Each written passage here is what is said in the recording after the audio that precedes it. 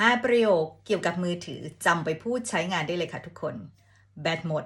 My Handy hat keinen Akku mehr ไม่มีสัญญาณ My Handy hat keinen Empfang mehr มือถือฉันปิดตลอดเลยหรือเครื่องดับ My Handy war ständig aus มือถือของฉันไม่มีสัญญาณอินเทอร์เน็ตไม่มีเน็ต My Handy hat kein Netz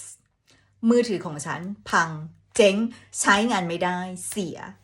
My Handy ist kaputt ไปลองใช้งานดูค่ะทุกคน